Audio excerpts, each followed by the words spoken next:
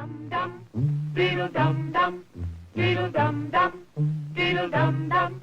There was a turtle by the name of Bert, and Bert the turtle was very alert. When danger threatened him, he never got hurt. He knew just what to do. He ducked and covered, ducked and covered. He did what we all must learn to do.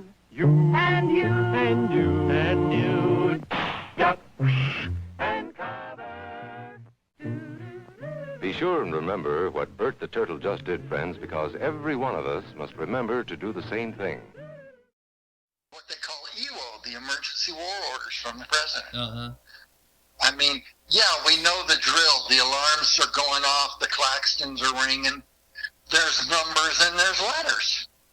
They're writing it down. After they get it written down, they walk over to the safe. Each of them has a combination lock. Takes both. They don't know each other's lock. They take their locks off. They open it up. They break it open. And if they have a match, they have a valid launch order. They're launching. It's that simple. So, now, of course, our best time, I mean, look, you can understand why Atlas F and all first generation didn't last very long. Our best time after all of the updates was 12 and a half minutes. Was it? That's from the time the President of the United States gives the emergency war order.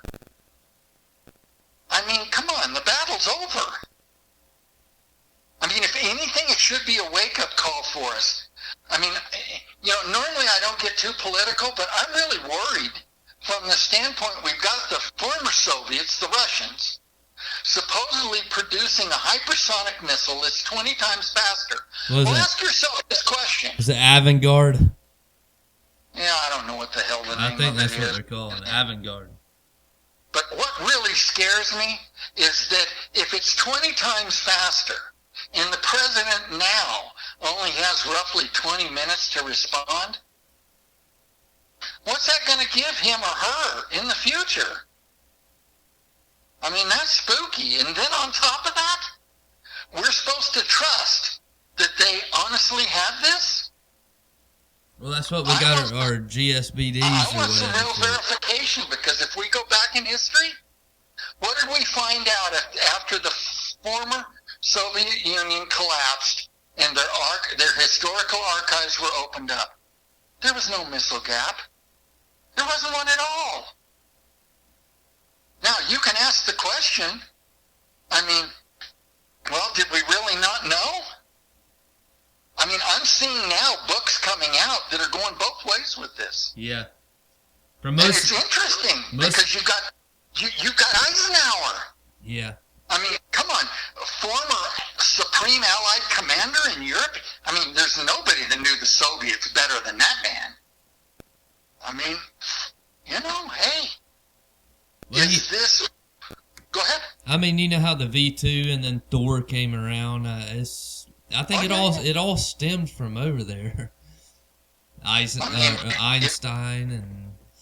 I mean, before we start, you know, now going into what is going to be this absolute, you know, new missile ICBM, I mean, yeah. I would hope that we would have this new, I mean, I want verification. I mean, my fear, Bryce, is I don't want to see us go back through all of that. We do not need to relive it.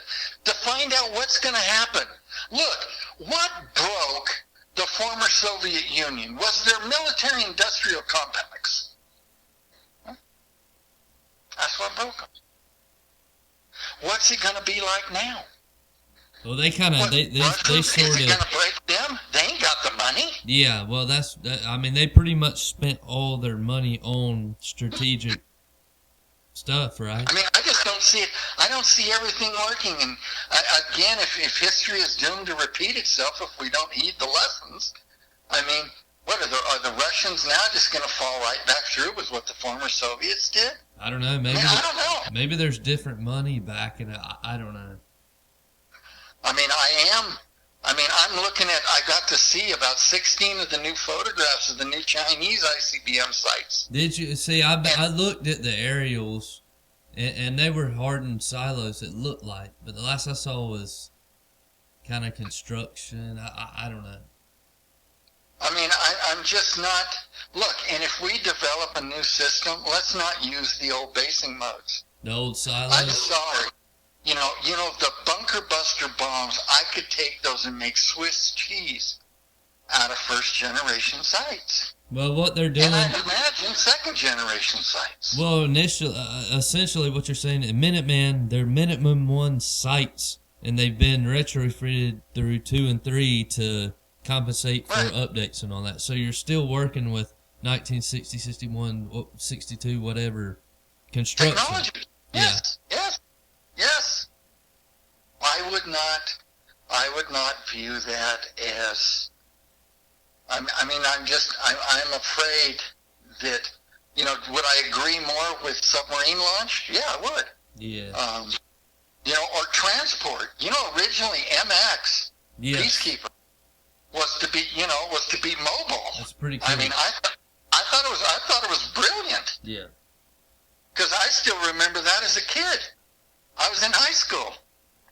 I mean, I'm like, wow, it makes sense to me. It really does. I mean, I don't know, at the end of the day, I'm not too sure. I want a lot more verification before we go into this massive, new.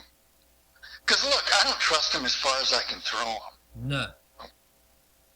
But the other side of that is I feel like, and look, no pun intended, but I feel like the Russians are nothing more than a third-rate country. Okay?